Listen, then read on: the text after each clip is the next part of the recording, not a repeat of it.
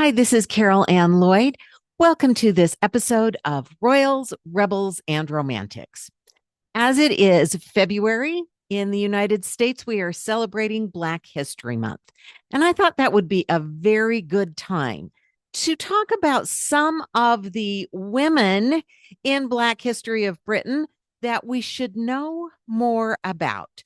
So I'm just going to share with you some things about a few women and encourage you to do your own studying to learn more about the rich history of Britain and, of course, everywhere else in the world.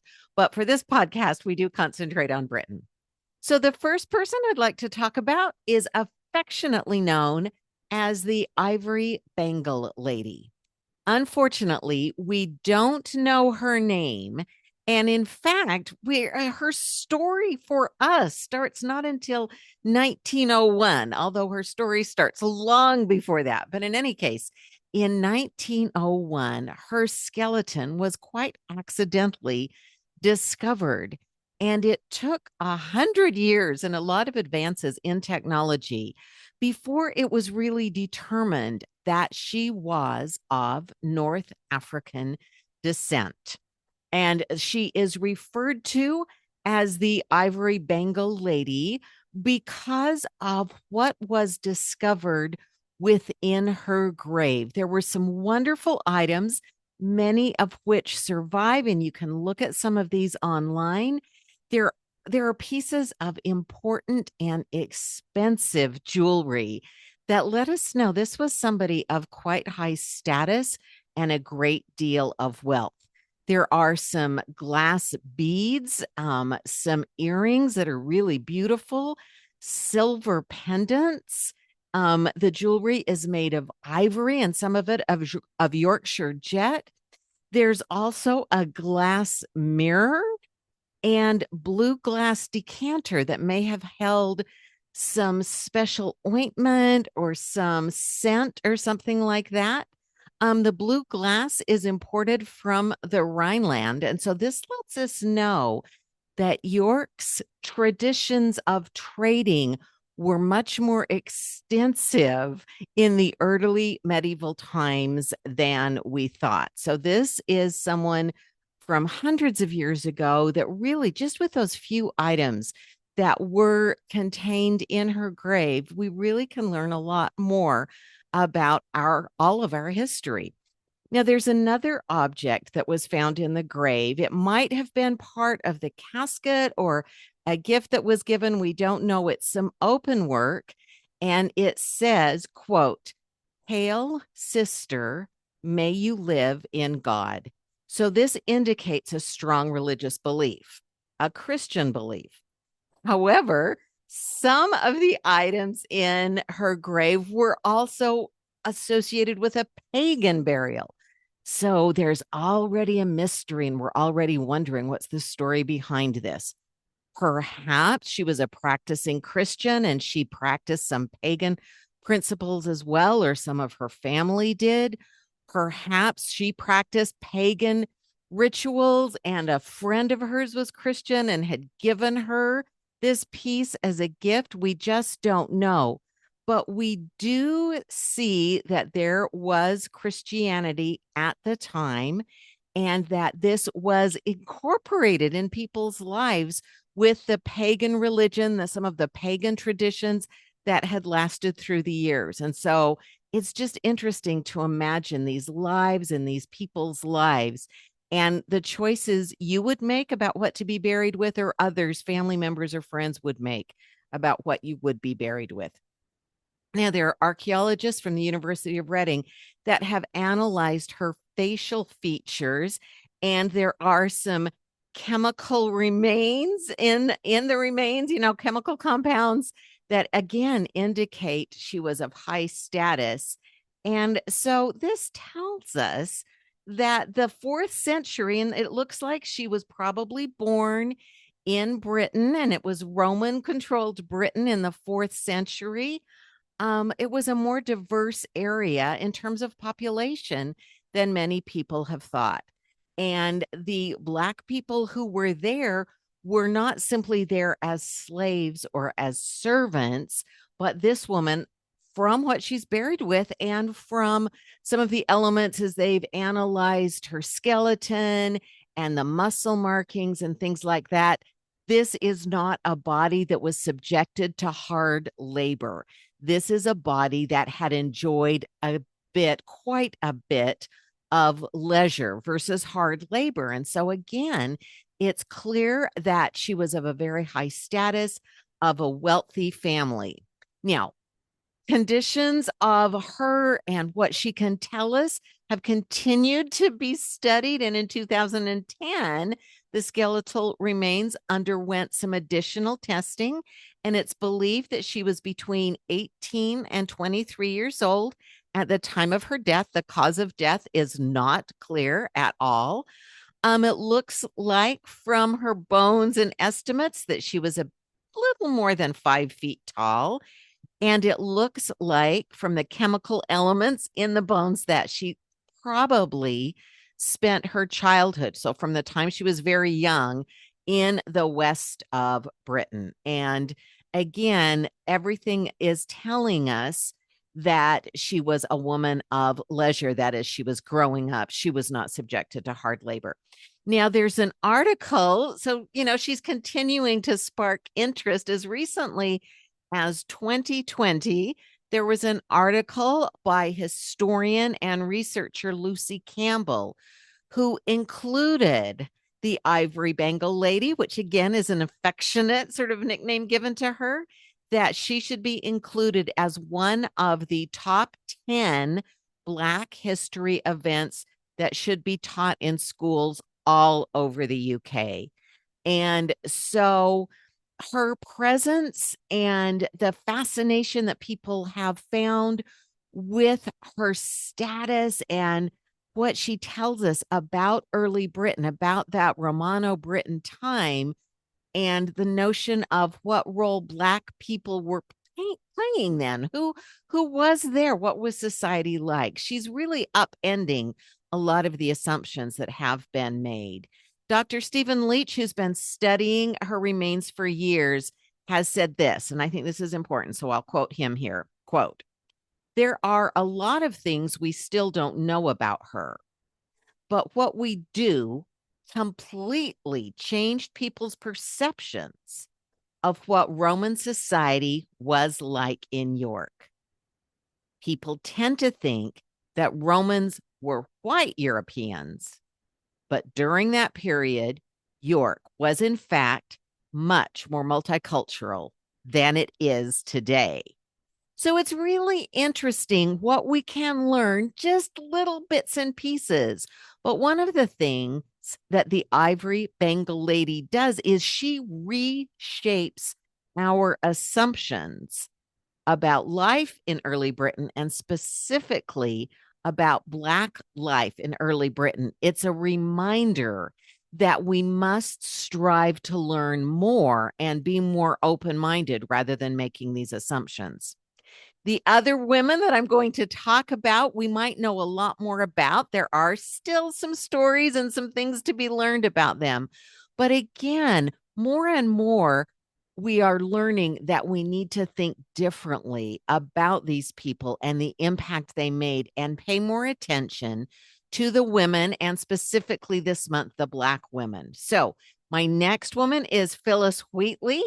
She was born in West Africa about 1753. That birth year is determined by when she is abducted from her homeland. She was about 7, they think, because of the records that were kept of her, as she is put on as a, quote, refugee, or we would call slave, in one of the slave ships. She was young and she was quite frail. And so the owner of the ship realized that she would not be well suited for rigorous labor. And he realized she might not survive for very long. So being a practical person who was, dealing in human beings, he sold her for a small sum of money to Susanna Wheatley. He was afraid she might die and he wanted to get something for her. So she was sold as a very young woman for not very much money to Susanna Wheatley. And as a slave, she took on the name of Wheatley. Her first name was Phyllis, so she took on the name of Wheatley, which often happened when slaves came to different countries. They just became the property and took on the name of their owners. Now, the Wheatleys did expect Phyllis to do domestic work, but they were struck early on by how precocious she was. So, although her body was small, her mind was extraordinary.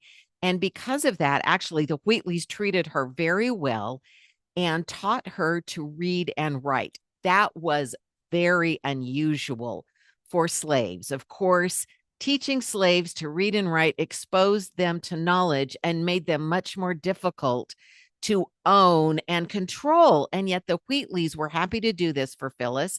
And Phyllis was allowed to immerse herself in the Bible and in learning about astronomy and geology and history and British literature. And she particularly loved the Greek and Latin classics that were available in the Wheatley home. So the Wheatleys did make their library and their books available to her, as well as teaching her. So for a slave girl, it was quite an extraordinary opportunity. But Phyllis wanted more, and fortunately for her, the Wheatleys continued to support her.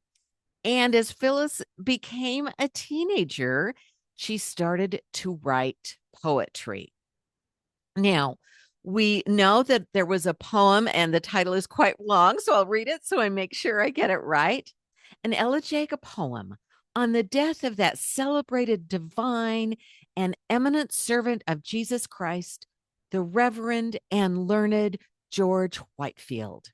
Now, this was published in 1770, and for a long time, it was thought that that was the first poem she had published, and that really was the poem that made a name for her. But it turns out she had published a shorter work that had just caught on a little less, but was published 3 years earlier in 1767, and this poem is called On Monsieur's Hussy and Coffin, and that was published in Newport, Rhode Island. The other poem that she became well known for was published in Boston and had a greater readership. It was published as a broadside and a pamphlet and was sold in the colonies. So she was living in the colonies under British rule at this time. And as you hear these years, the early 1770s, a lot is going on. But publication of poetry is also going on. And this poem was later published along with Ebenezer Pemberton's funeral service in London. So think of that. This slave girl who is living in the colonies as a teenager writing poetry, and her poem is later published in London as part of a funeral elegy. So it's really quite extraordinary. In fact, Phyllis Wheatley was the first African-born woman to publish in the American colonies and then have this poem published in London as part of this eulogy. So she continued to write. She had a poem called To the University of Cambridge in New England. That may have been something she wrote earlier. It wasn't published until 1773 when the other poems had been published. Her name was catching on a little bit, but that one may have been the first one she wrote. We just don't know for sure. But by the time she was 18 years old, this young girl who'd been abducted as a slave at age 7 and who had lived as a slave, although with a very supportive, as slave owners go, this family was incredible. By the time she's 18, she had a collection of 28 poems that she felt were able to be published. And so the Wheatleys, Mrs. Wheatley in particular, helped her advertise for subscribers in the Boston newspapers. That's how poetry could be published and make some money for the poet in those days. And this was in 1772. But it turned out in the colonies, in Boston at least, there was not interest in supporting literature written by an African slave. And this was very disappointing, not only to Phyllis, but to the Wheatleys as well. So Mr. and Mrs. Wheatley decided they would contact someone they knew in England who lived in London, Selina Hastings. She was the Countess of Huntington. And Mr. Wheatley, before he had come to the colonies, had been her chaplain. And so he contacted the Countess, and she was very wealthy and had a network of supporters of abolitionist causes. So it's interesting that there are connections among people who are for slavery being abolished. And the Wheatleys seem to be very interested in interacting and doing business with them, even though they own a slave. But they're treating her more as a servant and supporting her, not really treating her as a slave. It's just really interesting. And what we see with Phyllis Wheatley is she rises to the occasion of everything she is able. And so the Countess reached out to a bookseller called Archibald Bell to publish Phyllis's work. And the Wheatleys helped with the publication of Phyllis's work. They took her to London in 1771, and she was able to meet with several people who were leaders in the abolitionist cause in London, including the Earl of Dartmouth. And later she met with fellow poet Baron George Littleton and Sir Brooke Watson. And Watson would soon be the mayor of London. So she was meeting with some of the key people in the Countess's network, but also in the higher circles, literary circles, and some of the political circles of London. She also met with philanthropists like John Thornton, and she met Benjamin Franklin while she was there. So it was quite extraordinary. So Archibald Bell did publish her work and began circulating it. It was Phyllis Wheatley's poems of various subjects, religious and moral. So this was published in 1773, the first volume of poetry written by an African published in modern times. And this is quite extraordinary.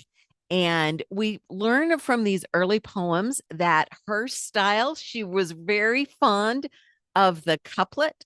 She was also fond of writing elegies. She wrote elegies about her friends, noble people, or as her reputation grew, people would commission her to write elegies of them. So she became really quite well known. And another thing she loved to do, remember, she loved studying the classics when she was a young girl at the Wheatley's home. So she made use of the classics in new and innovative ways and used the themes, but extended the imagery. So, for example, in quote, this is the title, Niobe in distress for her children, slain by Apollo, from Ovid's Metamorphosis, Book 6, and from a view of the painting by Mr. Richard Wilson. That's quite a long name for a poem, I believe. But in any case, she writes this beautiful poem and uses Ovid's imagery, but extends it. And she became known for doing that, for using what she starts with and then making it even more. And she also used the Bible and frequently wrote about the religious commitment against slavery. In other words, she was calling on Christians to be against slavery like the Bible was. She felt very strongly that the Christian teachings in the Bible were, in fact, against slavery. And she called on fellow Christians to stand up against slavery. So, though she was technically owned still by a British family, she was still considered a slave. But the Wheatleys were actually more protectors than slave owners. And she was able to find a lot of success. And even though her early success came in England and in London, as the Revolutionary War went on, she did return to Boston, and she really celebrated the idea and the ideals of America. And some of the American patriots did come to support her work, including John Hancock, Andrew Oliver, and Dr. Benjamin Rush. And she was also able to meet and receive support from then General George Washington. So she was in Boston. She was caring for Mrs. Wheatley, who had become ill, and she was declared a free person. Her slavery ended. She was back in Boston, declared a free person, freed by her owners in 1773.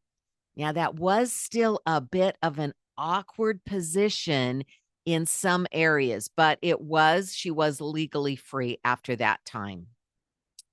Mrs. Wheatley died the next year, and Mr. Wheatley died 4 years later in 1778. And the security that they had offered her is evident after it ends. She has more trouble sort of being given a position, having her work promoted, having that sound foundation after the death of the Wheatleys. Against the advice of several of her friends, she married John Peters. He was also a free Black. He is described by some as handsome and well-spoken, but by others of her friends and his acquaintances, he is described as arrogant and shiftless. And it is true. What we do know, we don't really know about his personality because he's described both ways, but we do know that his grocer's business did not succeed. And the couple moved around quite a bit after their marriage, and often Phyllis was on her own. It was difficult for free Black people to get ahead in the colonies during this time, during the war, after the war. And the couple, Phyllis and John, continued to live in poverty. They just couldn't quite get out of that. She did continue to write and attempt to sell poetry. She was struggling to get by, but she thought she would be able to publish a second volume of poetry. Her first volume had done very well in Britain first, and then it had done well in the States. But again, when she tried to publish her second volume after the war had ended in the United States, she could not get enough subscribers, and her second volume would not end up being published until after her death. So she had this interesting relationship. She actually did better in Britain. She really wanted to be an American and to have success there. She was very proud of America, and she was very celebratory. And she wrote a wonderful poem that she did publish in a pamphlet in the United States in 1784, hailing America as, quote, Columbia. And so I wanted to read the final stanza of this poem. It's very stirring and it's very patriotic. So, Britannia owns her independent reign, Hibernia, Scotia, and the realms of Spain, and great Germania's ample coast admires the generous spirit that Columbia fires. Auspicious heaven shall fill with favoring gales where'er Columbia spreads her swelling sails.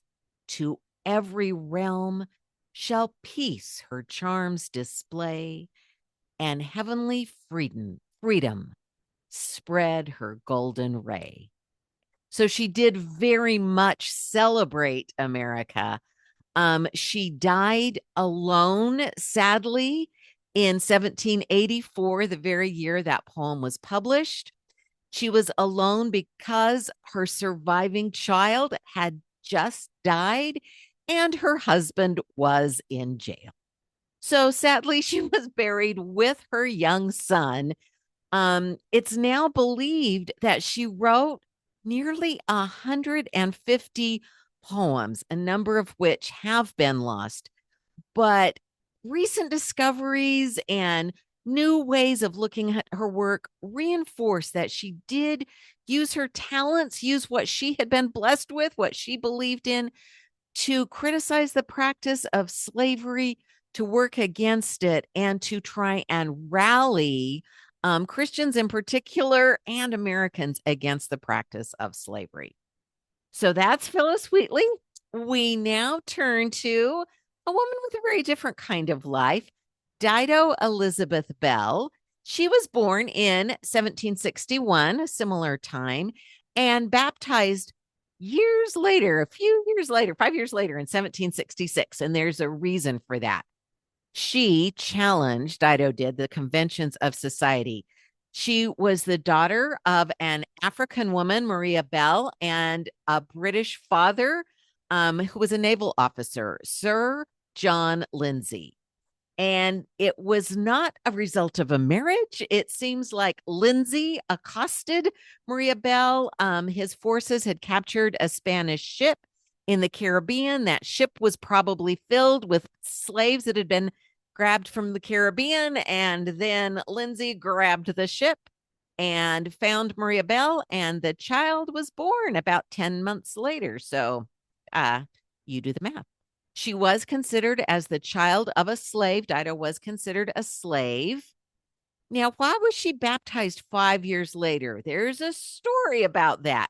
We are not sure why Maria and Dido, mother and daughter, came to London. But when they were in London, Lindsay did not acknowledge her as his daughter, but he did arrange for her to be brought up with his relatives, the Murrays, who were Earl and Countess of Mansfield. And so she was brought up there, and her mother was given some property. So he didn't officially acknowledge her, but he kind of acknowledged her. She was brought into the house when the Murrays were raising their great niece, Lady Elizabeth Murray. So before Dido joined the household, she was baptized and then brought into this household. And it appears she was brought in as a servant, but also a companion for the child, Lady Elizabeth Murray. She was the great niece. She was quite a bit younger than the Earl and Countess and didn't have any other relatives. So these two young girls grew up together in this house. Now, for an aristocrat to sort of take on the illegitimate child of a family member, take that child on as a ward, wasn't that unusual. But it was unusual in Dido's case because she was a mixed race child. And that was not typical for an aristocratic family member to take on. So it's kind of interesting here. Now, her exact position in the household isn't clear, but she was taught to read and write. Of course, we saw that with a slave. So, but Dido as well received instruction in music and in some things that went beyond the basic education. She also was allowed to be with company when guests came, and this was certainly not typical for slaves or even servants. And so her position's a little unclear. It's interesting, though. Apparently, she was not to join the family for meals, but after the meal was over, she could join the family for coffee after the meal and conversation. And one American visitor who came to the home described how she came in after dinner and, quote, sat with the ladies and, after coffee, walked with the company in the gardens, one of the young ladies, and that would be Elizabeth, having her arm within the other. So, in other words, they were walking, she and Elizabeth, arm in arm. So, it's a really fascinating story of this young woman who was born a slave of a slave mother who is walking along arm in arm with a lady of society. It's just fascinating, that kind of tension, born into slavery, now living in this lovely home, walking arm in arm. She also supervised the dairy and the poultry yard, which would have been a common occupation for a lady of the house. So it's really interesting. Now, one of the wonderful things about Dido is we have a portrait of her, which is very unusual. So it's the portrait is officially of Lady Elizabeth Murray. It was painted by David Martin. It's now at Scone Palace in Scotland, but there are reproductions that you can see, and it shows Elizabeth and Dido together, but they are portrayed as companions rather than lady and servant. And so they are both dressed in this beautiful, fine clothing. And Dido is wearing a silk gown and a pearl necklace, this very fine, opulent clothing. And the two friends seem to be sitting.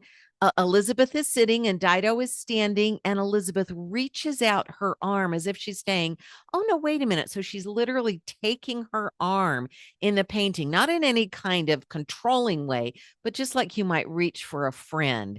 It's a very friendly painting. And a few of the details point to Dido's heritage, like the basket of tropical fruit that she's carrying and a very elegant turban that she is wearing. So it's a wonderful portrait that gives us just an interesting glimpse. Now, when the Mansfield's life changed, Dido's life did change as well. Lady Mansfield died in 1784, and the next year, Elizabeth married. So these two other women had left the home, and Dido was still at Kenwood with Lord Mansfield. And she didn't have a companion her age, but she did help take care of him. And he was very kind to her for the rest of his life. He celebrated her birthday every year with a gift. And when he died, he did leave her a nice bit of money in his will. And yet at the same time, it's really interesting.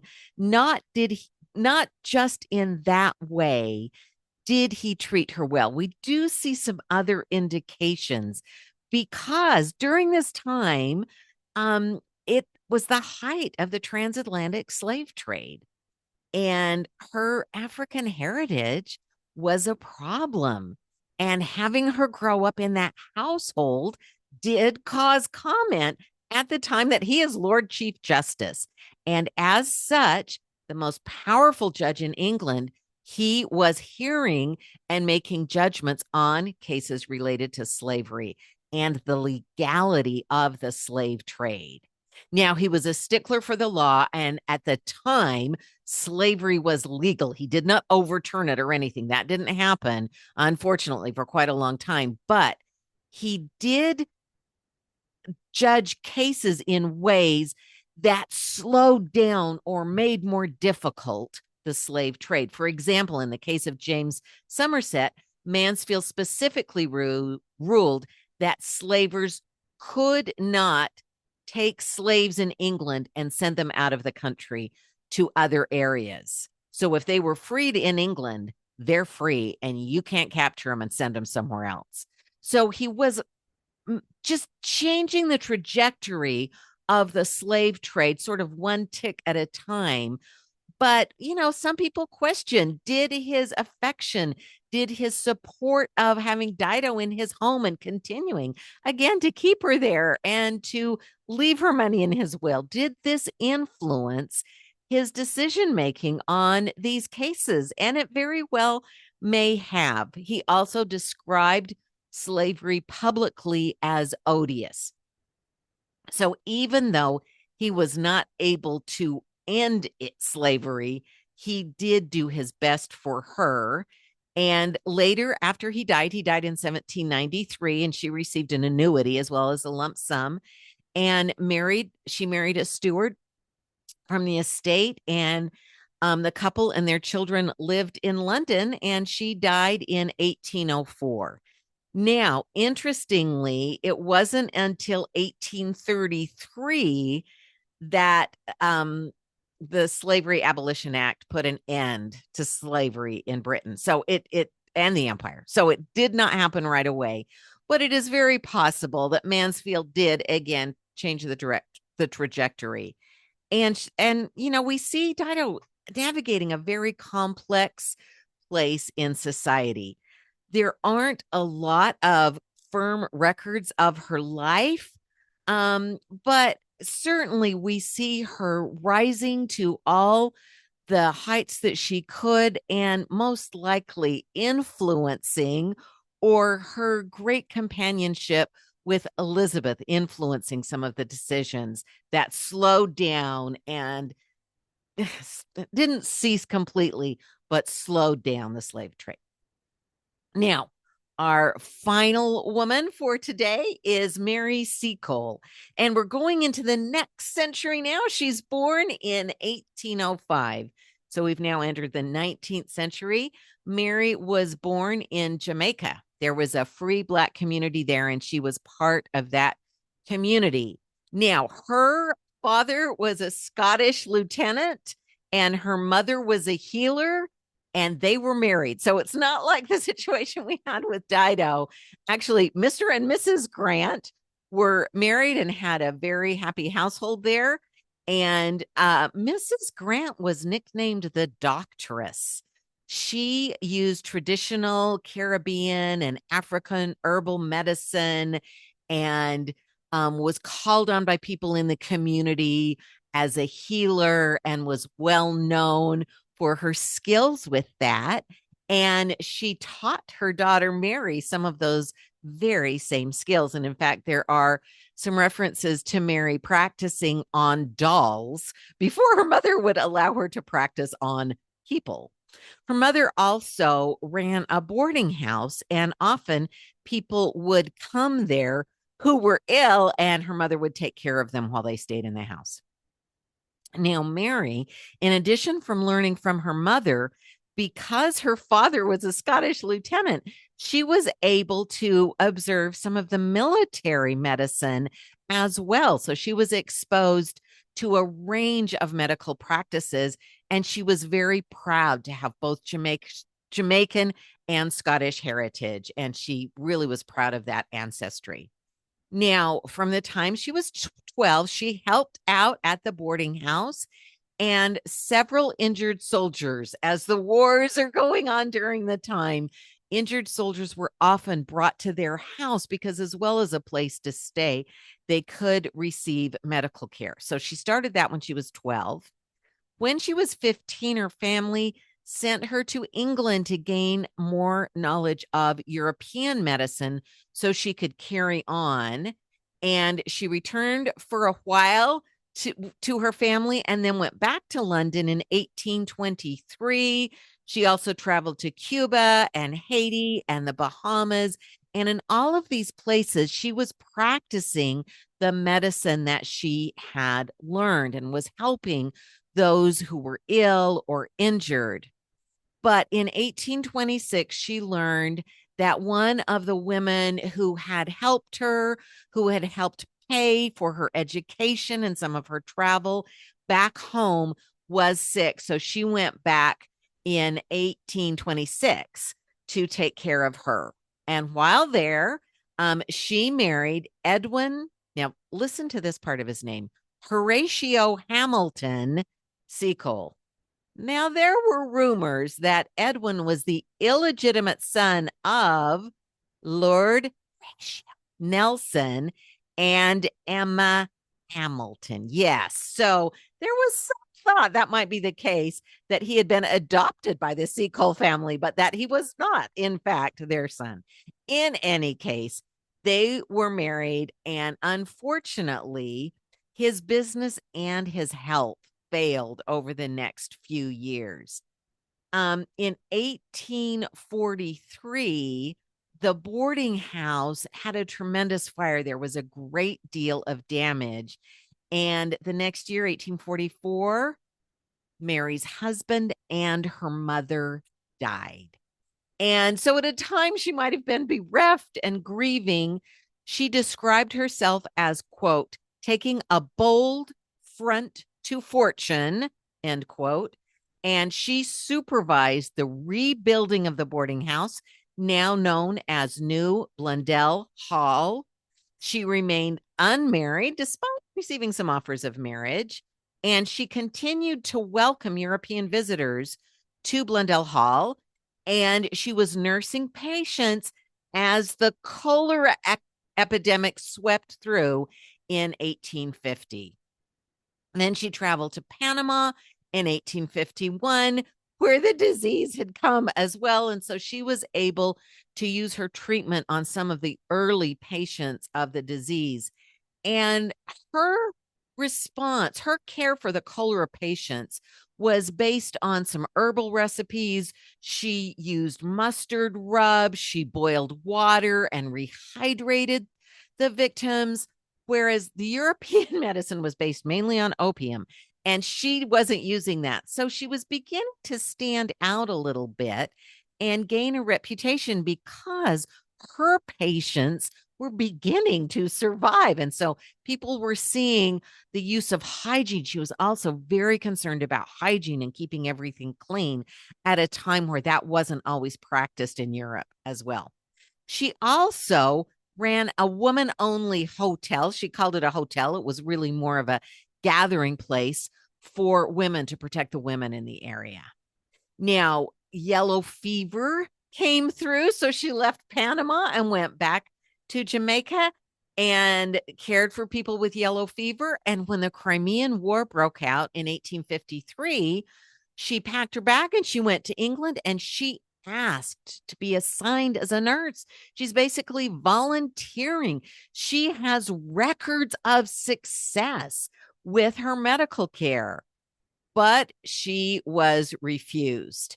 And if you think about, again, we've seen some of the problems with biracial women being viewed differently. And so in England, they weren't about to send her to Crimea. So she funded the trip herself and headed off to Crimea. And she established what became known as the British Hotel there. Again, not a hotel like we would think of, really more of almost a gathering place where the soldiers could be cared for, treated for injury or illness. Often illness was a worse danger than injury, even in wartime, and also a place for them to eat and just gain respite. And she would treat the poor for free. She would ask those who could afford to pay. And she was absolutely as well known at that time as Florence Nightingale. And we'll talk more about Florence Nightingale because there's a little debate going on, and I think still continues to go on a little bit between the two of them. The British hotel that Mary established was actually much closer to the front line than Nightingale's camp was, and so she regularly visited the battlefield, and the soldiers often called her Mother Seacole because she would come and she would care for them so kindly and take such good care of them. They felt like she was like a mother to them. After the war ended, she went back to England, and many of the soldiers wrote to the press and wrote letters of commendation for her, praising her, expressing their admiration. And one of the war correspondents at the time, the Times correspondent, in fact, in 1857, wrote this, quote, "I trust England will not forget one who nursed her sick, who sought out her wounded to give aid and succor, and who performed the last offices for some of her illustrious dead." So he was calling on the people of England to support her. But unfortunately, she was unable in England to be paid for her work. And in 1856, the bankruptcy court declared her bankrupt. Well, her admirers rallied to her aid. These included members of the military and even some members of the royal family. And in 1857, the year after the bankruptcy declaration, there was a fundraising gala held to support her. And over the 4 nights of the gala, more than 80,000 people attended and contributed. And she was then able to buy a home and live, get out of bankruptcy and live. And the same year, in sort of celebration of that, she published an autobiography. And I love this title, The Wonderful Adventures of Mrs. Seacole in Many Lands. And she was so popular, it was an instant bestseller. In 1860, she joined the Catholic Church and returned to Jamaica. For a while, she was a prominent figure then. And she spent the later 60s, 1860s, in London and was recognized in 1871. There was a bust of her exhibited at the Royal Academy, and it was created by Prince Victor, who was a nephew of Queen Victoria. So this was someone she had cared for in Crimea, a member of the royal family. So she did have support from all kinds of society.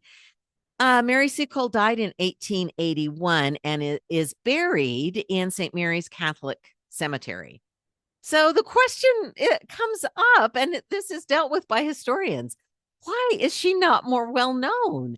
You have the story of Florence Nightingale regularly told, and Mary Seacole gets overlooked and, in fact, forgotten. Some Florence Nightingale proponents believe that Mary Seacole's role in the Crimean War was overplayed, and she is dismissed by one as providing only, quote, tea and lemonade. Well, that is not at all true. According to the numerous soldiers and war correspondents and others who were actually there at the time, her focus on hygiene, her focus on herbal medicine, which did come from a Jamaican and a Black background. And people wonder if part of the reason that her contributions were diminished might have to do with racism. And it certainly seems like her approach to medicine, which was demonstrated successful. I mean, she clearly knew what she was doing, but she did it in a less typical, a less traditional way. And that might have actually led to her being downplayed and sort of forgotten. Even so, Russell, our war correspondent, said, quote, a more tender or skillful hand about a wound or broken limb could not be found among our best surgeons. So he's saying she's better than the women or the men who were serving at the time. And she was a really important healer. And efforts are being made now to sort of reestablish her reputation. So her grave was rediscovered. It had not been well marked, but it was rediscovered in 1973. It has now been reconsecrated and is well marked. And the centenary of her death, I'm sorry, I have trouble pronouncing that word. The 100th anniversary of her death was marked with a memorial service. And so that was very nice at her grave. And then there was a really nice memorial service. And in a poll of great Black Britons conducted in 2004, Mary Seacole came in first place. So efforts to recognize her and appreciate all of her achievements do continue.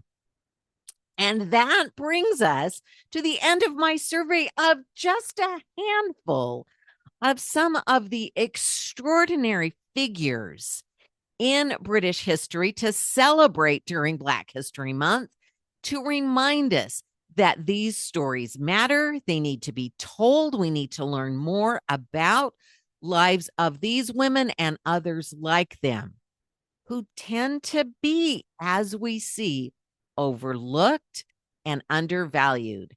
And all of us, I believe, can do a better job rescuing some of these voices that we're not hearing, amplifying these voices, not rescuing them, but amplifying them, finding the records, finding the stories, and reminding the world about the importance and the extraordinary contributions that these people have made.